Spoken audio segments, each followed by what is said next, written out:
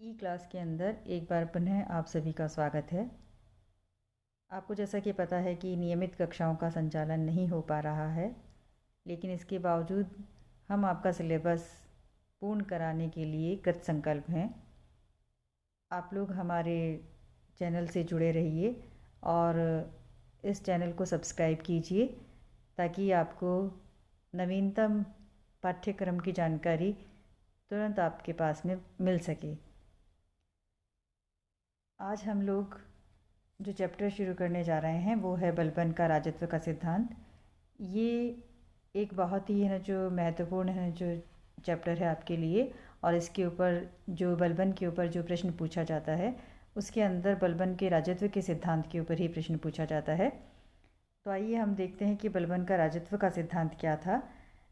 अगर हम देखते हैं निजामी के शब्दों के अंदर, अगर हम कहें कि दिल्ली के सुल्तानों में केवल बलबन ही एक ऐसा शासक था जिसने राजकीय पद संबंधी अपने विचार विस्तार पूर्वक प्रकट किए थे, जिससे उसके राजत्व के सिद्धांतों का पता चलता है। उसके सिद्धांत क्या थे ये हम देखते हैं। सबसे पहला था कि सम्राट की निरंकुशता में उसका विश्वास। हम देखते हैं कि बलबन के सिंहासन पर बैठने के समय जो सिंहासन की प्रतिष्ठा है या शासक की जो प्रतिष्ठा है वो काफ़ी गिर चुकी थी, क्योंकि जो अमीर और उलेमा थे वो ज़्यादा हावी हो चुके थे और राजा था वो कमज़ोर हो चुका था। तो इसलिए बलबन का विचार था कि सम्राट को निरंकुश होना चाहिए, तभी शासन पर अच्छी तरह से नियंत्रण रखा जा सकता है। ईश्वरी प्रसाद कहते हैं कि सब अधिकार बलबन के हाथ में थे और अपनी आज्ञाओं और नियमों का वो अत्यंत कठोरता से पालन करवाता था। यहाँ तक कि उसके जो पुत्र थे जिनको उसने जो महत्वपूर्ण प्रांतों का शासन सौंप रखा था, वो भी अपनी मर्जी से कोई भी कार्य नहीं कर सकते थे। दूसरा था राजा के दैवीय अधिकार का समर्थन। जो बलबन था उसने अपनी स्थिति को सुदृढ़ करने के लिए राजा के दैवीय अधिकार के सिद्धांत का समर्थन किया था। इसके लिए उसने जिल्ले अल्लाह यानी कि ईश्वर की छाया की उपाधि धारण की थी, और वो कहता था कि बादशाह वो ईश्वर पर बादशाह है वो धरती पर ईश्वर का प्रतिनिधि है और कोई भी व्यक्ति उसकी जो समानता है वो नहीं कर सकता।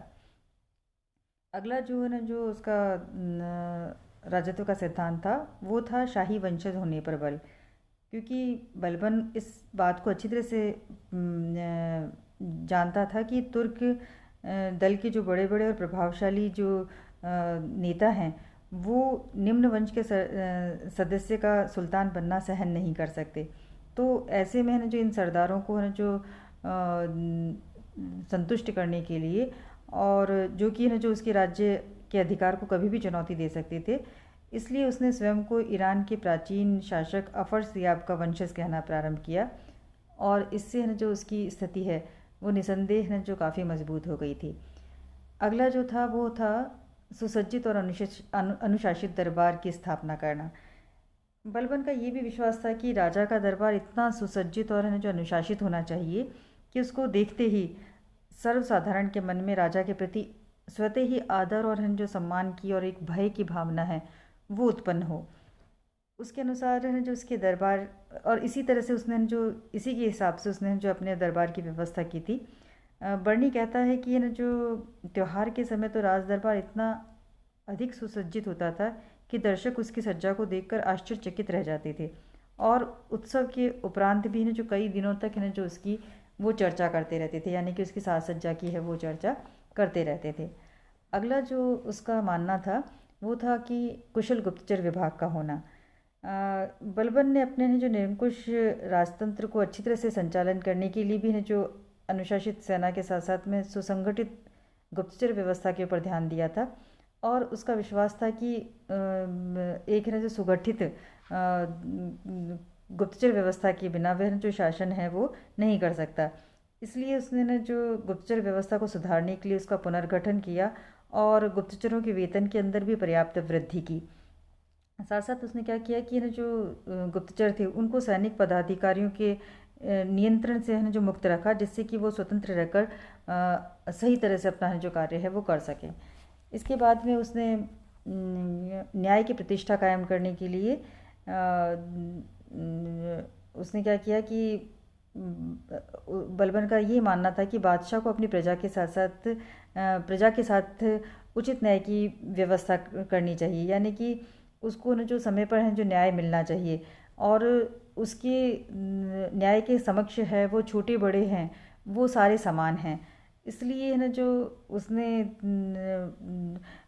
जैसे बदायूं का ना जो शासक था मलिक बकबक, और इसी तरह से जो अवध का सूबेदार था, उसको अपराधी सिद्ध होने पर है ना जो उनको काफ़ी कठोर दंड दिए थे।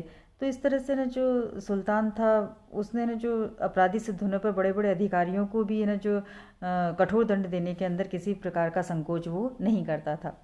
इसके बाद में था कि ताज की प्रतिष्ठा में वृद्धि। उसने ताज की प्रतिष्ठा में वृद्धि के लिए ना जो कई सारे कार्य किए थे, जैसे कि उसने ना जो सिजदा और ना जो पाबूस की प्रथा को है ना जो प्रारंभ किया था। सिजदा का मतलब होता था कि ना जो सुल्तान की सेवा में उपस्थित होने वाला जो प्रत्येक व्यक्ति था वो राज दरबार में आते समय और जाते समय 3 बार है ना जो झुककर और सलाम करता था। इसी तरह से जो पाबूस वाली प्रथा थी उसके अंदर उसको ना जो लोगों को ना जो सुल्तान के पाँवों को छूना पड़ता था या पाँवों को चूमना पड़ता था। इस तरह से ना जो उसने ताज की प्रतिष्ठा में वृद्धि करने की कोशिश की। इसी तरह से स्वयं को जो अफर सियाब का वंशज, जैसे कि पहले भी मैंने बताया कि ना जो अपने आप को ना जो अपनी स्थिति को सुदृढ़ करने के लिए उसने ना जो अपने आप को उच्च कुल का मानने के लिए स्वयं को ईरान के जो अफर सियाब का जो वंशज है वो उसने अपने आप को घोषित किया। इसी तरह से उसने ना जो ईरानी जो त्यौहार था नववर्ष का जो है जो एक त्यौहार होता था नौरोज़, वो उसने जो प्रतिवर्ष ने जो मनाना शुरू किया। इसके साथ साथ उसने जो दरबारियों और पदाधिकारियों के लिए एक विशेष प्रकार की पोशाक है वो भी निश्चित की, ताकि है ना जो उसके अंदर है जो दरबार के अंदर एक है जो अनुशासन है वो बना रहे। उसने सेना का पुनर्गठन करने के लिए क्या किया कि क्योंकि उसका मानना था कि और क्योंकि जो निरंकुश शासन होता है उसमें न जो राज्य सत्ता का मूल आधार सेना ही होती है, तो उसने न जो सैनिकों की संख्या के अंदर वृद्धि की और हज़ारों अनुभवी और जो राजभक्त सैनिक थे उनके जो केंद्रीय दस्ते थे वो उसने नियुक्त किए थे।